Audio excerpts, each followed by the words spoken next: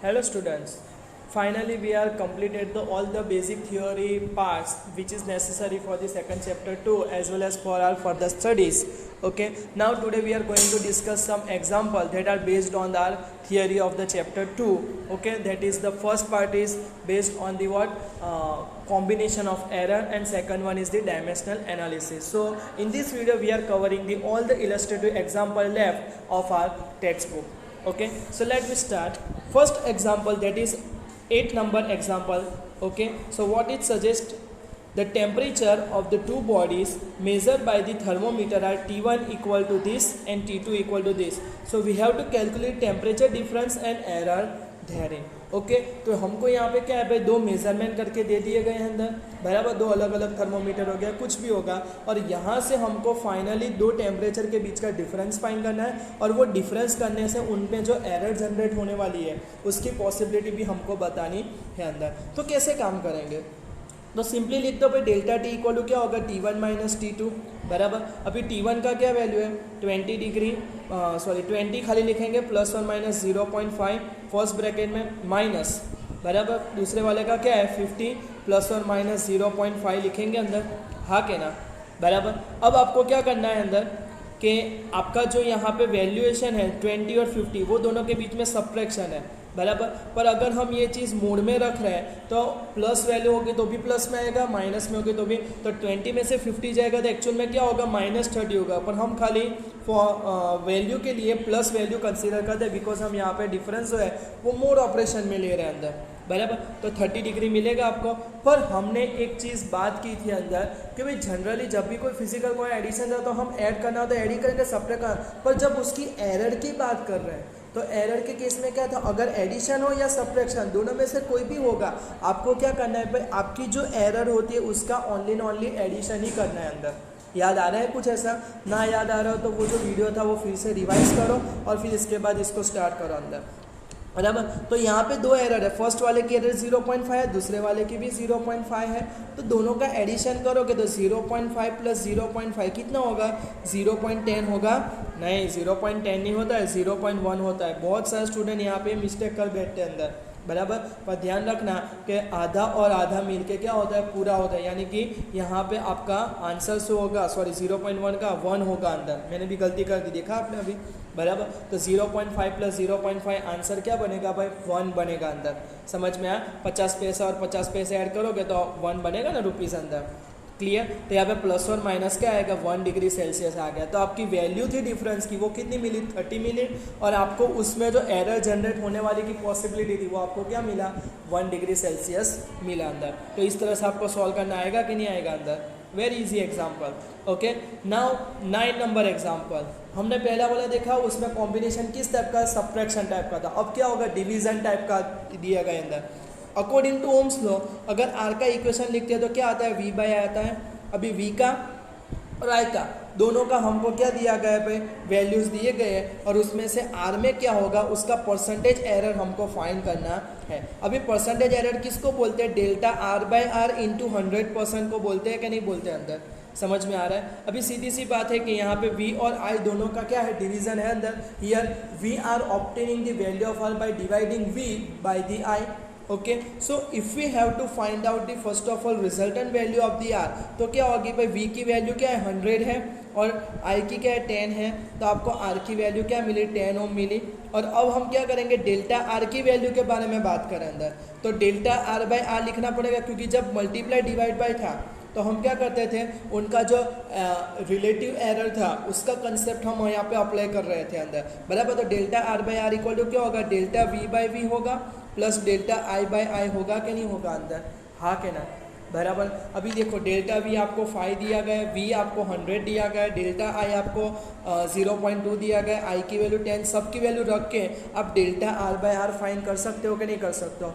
वैसे भी हमको परसेंटेज एरर फाइंड करना है तो उसके लिए डेल्टा R बाय R तो चाहिए हमको अंदर, हाँ के ना, बराबर. फिर डेल्टा R बाय R ये सब की वैल्यू रखने से जो भी मिल रहा है उसको मल्टीप्लाई बाय क्या करेंगे, लास्ट में 100% करेंगे. अगर आप वो ये सारी वैल्यू फाइंड कर तो आपको 0.07 मिलेगा, और जब मल्टीप्लाई बाय आप 100 करोगे तो आपको फाइनल आंसर क्या मिलेगा, 7% मिलेगा अंदर। समझ में आ गया कि नहीं आ गया? याद रखना, जब भी एडिशन या सब्ट्रैक्शन हो तो हमको एरर का खाली एडिशन ही करना है, पर जब मल्टीप्लाई डिवाइड बाय हो बराबर तो उनकी रिलेटिव एरर का एडिशन का, मल्टीप्लाई तो भी एडिशन करेंगे, डिवीजन होगा तो भी हम एडिशन ही करेंगे अंदर। यानी कि यहाँ पे आपको R equal to suppose V I equation दिया होता तो भी आपका delta R by R equal to delta V by V plus delta I by I यही इक्वेशन बनता अंदर। समझ में आ रहा है अंदर? और आपको आई बाई वी भी दिया गया होता तो भी आपका यही इक्वेशन बना, क्योंकि उसमें जनरल लॉ फॉलो होता है, उसमें फिर पोजीशन का या तो फिर मल्टीप्लाई डिवाइड बाय का कुछ लॉजिक नहीं है अंदर।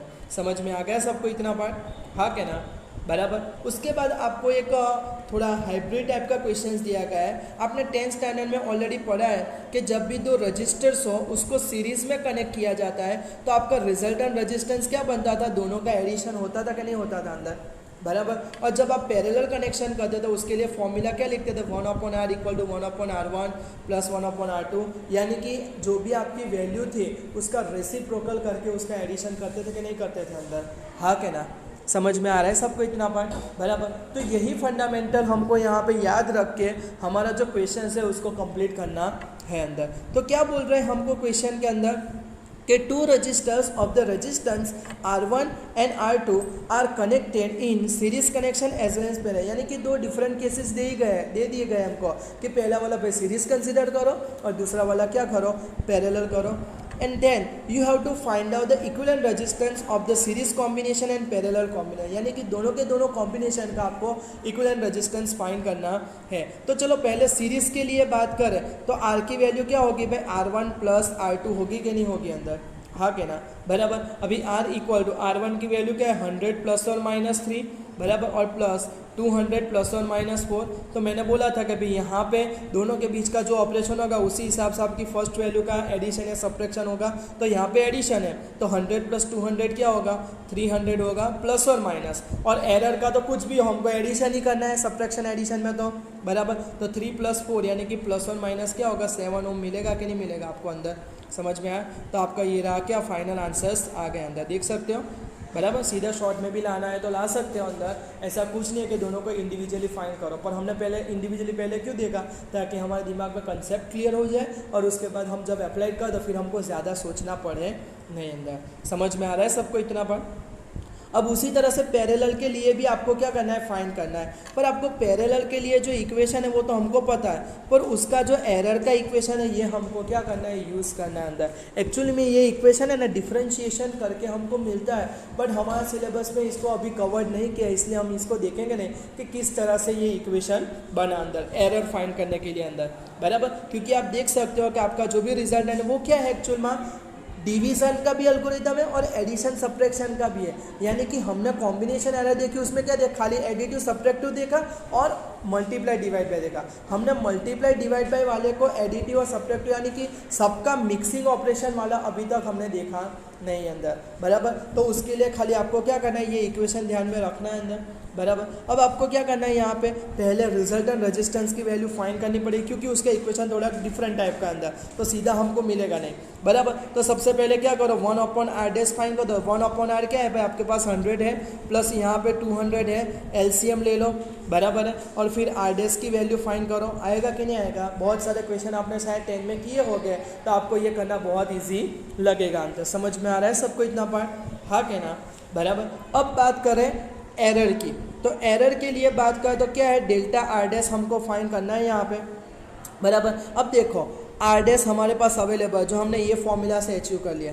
डेल्टा R1 आपका 3 है, डेल्टा R2 आपका 4 है, R1 का वैल्यू 100 है और R2 का वैल्यू क्या है? 200 है अंदर बराबर। तो सबकी वैल्यू रख के स्क्वायर वेयर डिवीजन लगा चढ़ा के आप अपना आंसर डेल्टा आर डैश का ला सकते हो कि नहीं ला सकते हो अंदर बराबर। तो ये क्या है कि भाई 8-9 के स्टूडेंट्स को जो सिंप्लीफाइड टाइप के क्वेश्चन आते थे रेशनल प्रोपोर्शन में अंदर, रेशियो प्रोपोर्शन में या तो फिर एल्जेब्रिक या आइडेंटिटीज वाले चैप्टर्स में, तो वही चीज़ आपको यहाँ पे भी क्या करनी है? रिड्यूस करनी है, यानी कि आपका जो इक्वेशन है उसको रिड्यूस फॉर्म में आपको क्या करना है? लाना है अंदर बराबर। तो फाइनली आप जैसे भी ये सारे ऑपरेशन कंप्लीट करोगे तो फाइनली आपको जो आपका डेल्टा आर था उसका वैल्यू क्या मिलेगा? 1.8 ओम मिलेगा अंदर बराबर। और जब आपने वो पहले वाला इक्वेशन यूज़ किया था 1/r इक्वल टू, यानी कि आपको रेजिस्टेंस की जो इक्विवेलेंट वैल्यू थी वो क्या मिल रहेगी 66.7 मिलेगी। तो फाइनली आप दोनों को मर्ज करके आपका पैरेलल का भी आंसर लिख सकते हो कि नहीं लिख सकते हो, यस और नो, है ना। एकदम सिंपल, खाली कंसेप्ट समझना है,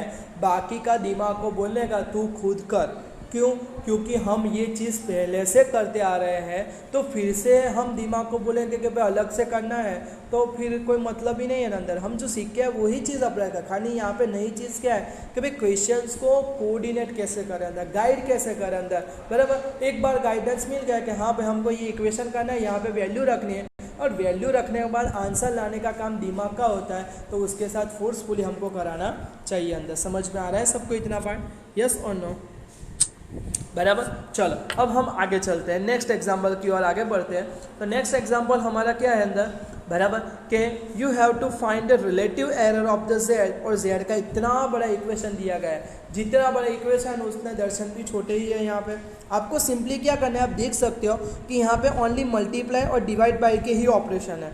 अभी मल्टीप्लाई डिवाइड बाई दोनों के ऑपरेशन के लिए हम रिलेटिव एरर जब फाइंड करते हैं तो उसका इक्वेशन क्या लिखते हैं, delta Z by Z equal to, पहले खाली क्या करने का, जितनी भी फिजिकल क्वांटिटी उसको लिख देगा, delta A by A plus delta B by B plus delta C by C plus delta D by D. आसान है कि नहीं इतना पार्ट का, जितनी फिजिकल क्वांटिटी पहले इतना लिख दो लो खाली, बराबर। और हमने एक लो देखा था, क्या देखा था अंदर कि भाई जो भी पावर होगा उसको आगे मल्टीप्लाई में लिख देने का है। तो डेल्टा ए के by a, delta A by a वाला पार्ट है उसके आगे 4 लगा दो, इसके आगे 1/3 लगा दो, डेल्टा सी वाला है वहाँ पे 1 लगा दो क्योंकि उसका कोई पावर नहीं है, ये वाले का 3/2, आपका आंसर रेडी हो गया। लो कितना सिंपल है अंदर। अगर आपको ये सब की वैल्यू दी गई हो तो वैल्यू भी रखते हैं, क्या प्रॉब्लम है, हमको रिलेटिव एरर दे सकते हैं या तो फिर आपको परसेंटेज एरर दे सकते हैं। अगर परसेंटेज दे रहे हैं तो आपको क्या करना है, delta Z by Z into multiply by 100%, सब जगह मल्टीप्लाई बाई 100% कर देने का, खत्म हो गया। तो वो आपका जो इक्वेशन है वो किसका हो गया, परसेंटेज एरर का हो गया अंदर। समझ में आ रहा है सबको इतना पार्ट, हाँ के ना, only concept is here work. Next example is that, अभी हमने क्या किया है कि ये जो सिलेबस है अभी टेम्पररी कंडीशन के लिए हमने जो एक पॉइंट था जिसको हम क्या बोलते हैं अंदर, क्या नाम था उसका, सिग्निफिकेंट फिगर, वो टॉपिक हम हमारी एग्ज़ाम के लिए कंसीडर नहीं कर रहे हैं, बिकॉज ये टॉपिक का आई थिंक आपको ये चैप्टर के लिए कहीं पे भी यूज़ करने की ज़रूरत पड़ती नहीं। और राउंड आउट हम जैसे बेसिकली करते हैं वही हमको यूज़ करना होता है। यहाँ पे ये जो मेथड्स के हिसाब से बोल रहे हैं उस तरह से हर बार हमको राउंड ऑफ करने की ज़रूरत पड़ती नहीं है अंदर, बराबर। तो इसलिए मैंने ये टाइम के लिए ये जो पॉइंट्स था वो मैंने स्किप कर दिया है, और उसमें कुछ इतना इंपॉर्टेंट भी नहीं है कि जो हमें आगे चल के प्रॉब्लम क्रिएट कर अंदर, बराबर। तो चलो अब हम 12 नंबर का एग्जांपल डिस्कस करें अंदर। तो उसमें क्या बोला गया है, the period of the oscillation of the simple pendulum का एक इक्वेशन आपको दिया गया है कि t equal to pi √L/g। Measure the value of L is 20 centimetre, लिखो L equal to 20 centimetre, known to a 1 mm accuracy, यानी कि मेज़र करने में आपको एक्यूरेसी कहाँ तक मिलती है, 1 mm की, यानी कि आपको वहाँ तक जो मेज़रमेंट है वहाँ तक ही सच मिलेगा, उसके छोटा होगा तो उसमें एरर आएगी। तो वो क्या है, 1 mm है, जिसको सेंटीमीटर में लिखूँ तो क्या लिखना पड़ेगा, 0.1 सेंटीमीटर लिखना पड़ेगा कि नहीं लिखना पड़ेगा अंदर, हाँ के ना। फिर आपको यहाँ पे क्या दिया गया है कि टाइम फॉर द 100 ओसिलेशन, यानी कि ओसिलेशन का नंबर दिया गया है तो हम 100 लिखेंगे अंदर, बराबर। Of the pendulum is found to be 90 second, यानी कि आपको जो टोटल टाइम है वो 90 सेकंड दिया गया है, बराबर। Using a wrist watch of 1 second resolution, यानी कि उसमें जो एरर होने के चांसेस यानी कि डेल्टा टी है वो क्या दिया गया, 1 सेकंड दिया गया है। तो what we have to do, we have to what is the accuracy in the determination of g, यानी कि अगर मैं उसमें से ग्रेविटेशनल एक्सेलरेशन फाइंड कर रहा हूँ, बराबर, तो उसमें कितनी एरर होने के चांसेस है, that we have to find out, बराबर। तो जिसकी भी एरर फाइंड करने पहले उसका इक्वेशन तो पता होना चाहिए। यहाँ पे हमको इक्वेशन किसका दिया गया है भाई, टाइम का दिया गया है, और जी भी उसके इक्वेशन, तो पहले जी को क्वेश्चन मार्क बनाए, पर जी क्या है, स्क्वायर रूट के अंदर है, तो हमको पहले तो क्या करना पड़ेगा भाई, स्क्वायर करना पड़ेगा अंदर। तो आपका इक्वेशन क्या है, t² इक्वल 2 का स्क्वायर 4 पाई का पाई स्क्वायर L और डिवाइड बाई जी आएगा। जी को यहाँ पे भेज दो, टी को यहाँ पे ले आओ, तो जी इक्वल टू फॉर्मूला क्या मिलेगी, 4 pi square L divide by T square मिलेगा कि नहीं मिलेगा अंदर, हाँ के ना। अब आप देख सकते हो कि अगर मुझे जी के अंदर एरर भी फाइंड करनी है तो 4π² तो कॉन्स्टेंट है, इसका कोई प्रॉब्लम नहीं, पर एल और टी दोनों के दोनों हमको क्या दिए गए, मल्टीप्लाई डिवाइड बाय के फॉर्म में अवेलेबल है अंदर। तो फिर हमारा इक्वेशन क्या बनेगा, delta G by G equal to equation क्या बनेगा, डेल्टा एल बाय एल बनेगा और plus 2 times of delta T divide by T होगा अंदर। क्यों, क्योंकि टी का स्क्वायर था ना अंदर, तो फिर 2 पावर आगे लाना पड़ेगा कि नहीं लाना पड़ेगा, बराबर। सबकी वैल्यू आपके पास अवेलेबल है कि नहीं अंदर, बराबर। आपको रिजोल्यूशन दिया गया है, टोटल टाइम कितना है वो भी दिया गया है, डेल्टा एल भी आपके पास पता है, एल भी पता है, सबकी वैल्यू रख के आप आराम से डेल्टा जी बाई जी की वैल्यू फाइंड कर सकते हो कि नहीं कर सकते हो अंदर, यस और नो। बहुत ही सिंपल है ना एकदम, बराबर। और फिर आपको सिंपली क्या करना है अंदर कि भाई परसेंटेज में चाहे तो जो भी आपका आंसर है मल्टीप्लाई बाय 100%, क्योंकि रिलेटिव एरर को परसेंटेज एरर में कैसे कन्वर्ट करते थे हम, just multiply the relative error by the 100%, तो आपको फाइनली 2.7% जितना आंसर मिलेगा अंदर। समझ में आ रहा है सबको इतना पार्ट, बराबर। बहुत ही सिंपल क्वेश्चन है अंदर, थोड़ा आपका कॉन्फिडेंस नेसेसरी है, थोड़ा कॉन्फिडेंस यहाँ पे बैठ गया तो आपका काम यहाँ पे हो जाएगा अंदर, बराबर। नेक्स्ट हमको क्वेश्चंस यहाँ पे दिए गए हैं अंदर, तो कुछ क्वेश्चंस हमारे सिग्निफिकेंट फिगर के हैं तो वो हम अभी कंसीडर नहीं करेंगे, बराबर। नेक्स्ट क्वेश्चन 15 नंबर का है। वो क्वेश्चन में हमको क्या बोला गया है कि let us consider one equation 1/2 mv² equal to mgh, जहाँ m क्या रिप्रेजेंट करता है, mass, v velocity, g gravitational acceleration, बराबर, और h हाइट मेंशन करना है। तो we have to check whether this equation is dimensionally correct और नॉट, यानी कि डायमेंशनल एनालिसिस का यूज़ करके हमको वेरीफाई करना है कि ये इक्वेशन कंसिस्टेंट है कि नहीं है अंदर, बराबर। सेकंड वाली एप्लीकेशन याद आई, बराबर। चलो कैसे करेंगे, तो सबसे पहले LHS लिख देंगे, इसका इक्वेशन क्या है 1/2 mv², तो उसका डायमेंशन लिखना हो तो हम ऐसे लिखेंगे अंदर, बराबर। अभी 1/2 का कोई डायमेंशन होता है, नहीं होता है। दूसरा क्या है, मास, तो मास का डायमेंशन हम क्या लिखते हैं, m1 लिखते हैं। फिर v है तो v का क्या लिखते हैं भाई, L1 t-1 लिखते हैं कि नहीं लिखते हैं, और उसका क्या है फिर स्क्वायर है। थोड़ा सिंप्लीफाइड करो तो आपको क्या मिलेगा, m1 L2 t-2 मिलेगा कि नहीं मिलेगा, पावर ऑफ पावर का मल्टीप्लाई, तो 1 × 2 और -1 × 2 तो -2 मिलेगा। तो आपको लेफ्ट हैंड साइड का डायमेंशन क्या मिला भाई, m1 L1 t-2 मिला, और सॉरी L2 t-2 मिला कि नहीं मिला।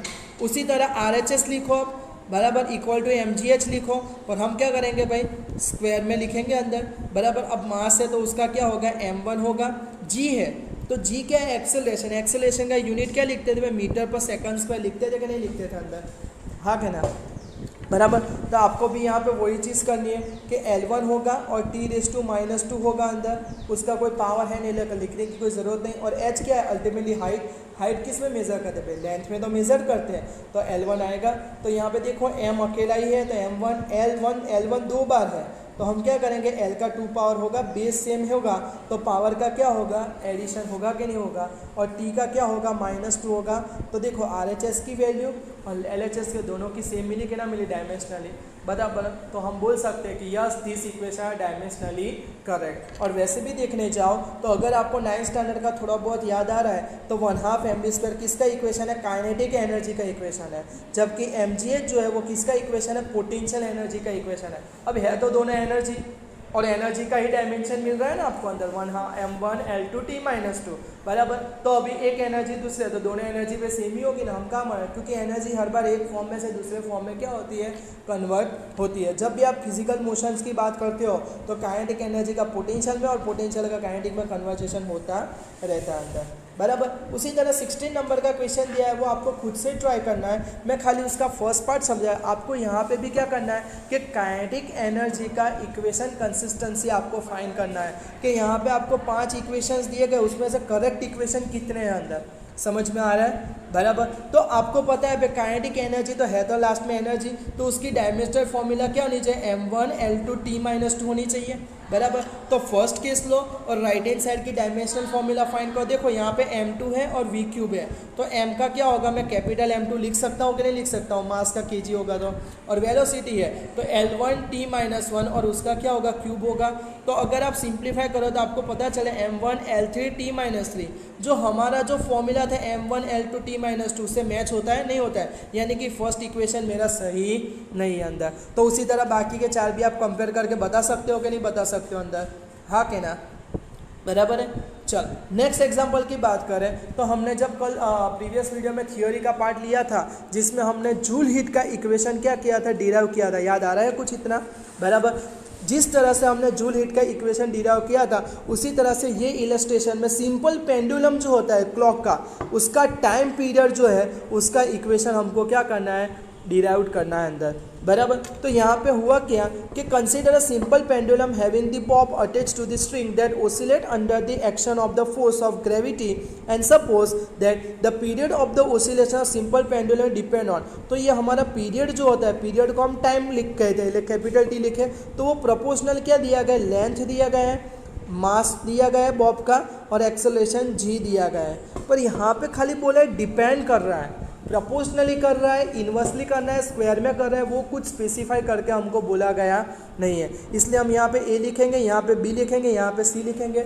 समझ में आ रहा है कि नहीं आ रहा है? तो आपको पहले इक्वेशन तो मिल गया, चलो बराबर। जैसे इक्वेशन मिल जाए फिर आपको क्या करना है, सबकी डायमेंशनल फॉर्मूला लिखना है, लिखनी है तो लिख लेना का। Now writing dimensional formula each of the respective physical quantity. तो लेफ्ट हैंड साइड में आपका टाइम पीरियड है, तो टाइम की डायमेंशनल फॉर्मूला क्या होगी भाई, m0 L0 और t⁻1 होगी कि नहीं होगी, क्योंकि अकेला टाइम ही है, मास और लेंथ तो है ही नहीं, बराबर। तो लेफ्ट हैंड साइड में आपकी फॉर्मूला क्या बनेगी, ये बनेगी। अभी राइट हैंड साइड की बात करो तो राइट हैंड साइड में सबसे पहले क्या आता है भाई, लेंथ आती है, तो उसके लिए मैं L1 लिखूंगा और उसका पावर क्या आएगा, a आएगा, हाँ के ना, अकॉर्डिंग टू इक्वेशन अगर मैं लिख रहा हूँ, बराबर। दूसरा क्या आ रहा है, मास, तो मैं m1 लिखूंगा और उसका पावर क्या आएगा, b।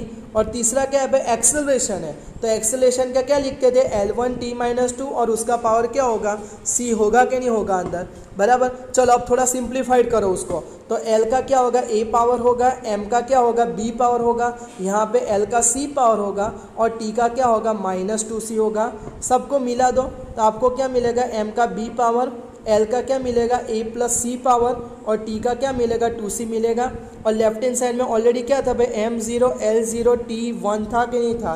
तो आप देख सकते हैं यहाँ पे भी MLT है, यहाँ पे भी MLT है, तो दोनों की और हम कंपैरिजन कर सकते हैं। अगर बेस सेम होंगे तो पावर भी क्या होंगे, सेम होंगे। तो हमको लिखना है यहाँ पे now comparing the respected power, बराबर। तो अगर आप पावर कंपेयर कर रहे हो तो आपको पता चल रहा है कि यहाँ पे m का 0 पावर है तो यहाँ पे m का b पावर है। अभी दोनों सेम है तो सीधी सी बात है कि 0 = b लिख सकता हूँ कि नहीं लिख सकता हूँ अंदर, हाँ के ना। तो हमको पता चल जाएगा भाई b की वैल्यू तो क्या है, 0 है। उसी तरह a + c = b क्या होगा, 0 होगा और -2c जो है उसके इक्वल टू क्या होगा, 1 होगा। तो c = आपको क्या मिलेगा भाई, -1/2 मिल सकता है कि नहीं मिल सकता है, क्योंकि ये -2 है, सामने जाएगा तो डिवाइड बाय होगा तो -1/2 मिलेगा कि नहीं मिलेगा अंदर, यस और नो। अभी यहाँ पे a + c = 0 था, हाँ के ना, तो a + c, तो a = -c होगा। अभी c = तो क्या था भाई, -1/2, तो माइनस प्लस हो गया, तो आपको a की वैल्यू क्या मिली, 1/2 मिली। अभी आपका इक्वेशन क्या था अंदर, t प्रोपोर्शनल, तो हमने क्या LA बराबर, फिर MB और g⁻c लिखा था। तो याद करो L का वैल्यू क्या है भाई, 1/2 आयो, A का, B का वैल्यू तो 0 है। अभी किसी का भी 0 पावर होगा तो उसकी भी वैल्यू 1 लिखते हैं। यानी कि हमको यहाँ पे भले लग रहा था कि भाई मास पे डिपेंड कर रहा है, पर ये इक्वेशन से सीधा क्लियर होता है कि भाई यहाँ पे जो सिंपल पेन उसका टाइम पीरियड पे उसके मास का कोई इफेक्ट नहीं पड़ता, और रियलिटी में यही हुआ है। लास्ट में बहुत सारे लेवल पे एक्सपेरिमेंट किया तो पता चला कि हाँ भाई टाइम पीरियड पे बॉब का कोई भी मास हो कोई फ़र्क पड़ता नहीं है अंदर। समझ में आ रहा है अंदर, बराबर। चल अभी आगे बात करें तो जी का सी है, बराबर। तो सी पावर जो है तो उसका इक्वेशन क्या आएगा, सी का हमको पावर क्या मिला था अंदर, -1/2 मिला था, सी = अंदर, हाँ के ना, बराबर। तो आपको यहाँ पे टाइम का रिलेशन मिल गया। तो अब क्या लिखोगे, टी प्रोपोर्शनल, तो अभी हमको पता है कि 1/2 पावर है तो उसको स्क्वायर रूट लिख सकते हैं अंदर, बराबर। तो क्या होगा, स्क्वायर रूट में L आएगा, और जी का नेगेटिव पावर था तो डिनोमिनेटर में ले जाके उसको पॉजिटिव कर सकते हैं कि नहीं कर सकते अंदर, बराबर। तो आपको फाइनली क्या मिल गया, टी का इक्वेशन मिल गया कि ना मिल गया। अब आपको प्रैक्टिकल से चेक करना है कि यहाँ पे प्रोपोर्शन निकले तो के लिख सकते हैं, के की वैल्यू क्या आती है चेक करें, 1 मिल रही है, कोई और मिल रही है, बराबर। तो ये हमको यहाँ पे लिखने की ज़रूरत नहीं है, पर खाली बताने के लिए बोल रहा हूँ कि प्रैक्टिकली जब वेरीफाइड किया तो पता चला कि टी का वैल्यू और यहाँ पे √L/g का वैल्यू तभी सेम होता था प्रैक्टिकल, जब यहाँ पे 2π से हम क्या करते थे, मल्टीप्लाई करते थे अंदर। समझ में आ रहा है सबको इतना पार्ट, बराबर। तो ये हमारा क्या हो गया, फाइनल फॉर्मूला मिल गया अंदर। सबको समझ में आया कि नहीं आया अंदर, कैसे करते हैं अंदर, बराबर। तो इस तरह से आपको यहाँ पे कुछ एक्स्ट्रा एग्जाम्पल भी दिए गए हैं और यहाँ पे हमने इलस्ट्रेटिव जो भी एग्जाम्पल है वो हमने किए अंदर, बराबर। तो आपको ऐसे वो असाइनमेंट में जो भी मिलेंगे प्रैक्टिस करना, अगर कोई डाउट हो तो कमेंट छोड़ देना, तो अगले वाले जो वीडियो होंगे उसमें आपके डाउट का जो भी रिजोल्यूशन होगा वो हम देने का ट्राई करेंगे अंदर। ओके, अभी बाकी के जो एग्जाम्पल है इसके बाद का जो नेक्स्ट वीडियो होगा उसमें हम डिस्कस करेंगे एक्सरसाइज के। Okay, thank you.